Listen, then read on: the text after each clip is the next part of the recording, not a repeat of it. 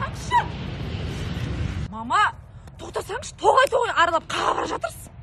Не? Жүрме артынан, ерме. Сендерден көрмеген рахаттаны Арсағырге Алдараспаннан көремін. Шымкентке кетем. 400 000 теңге ақша тегін таратып атыр екен ғой.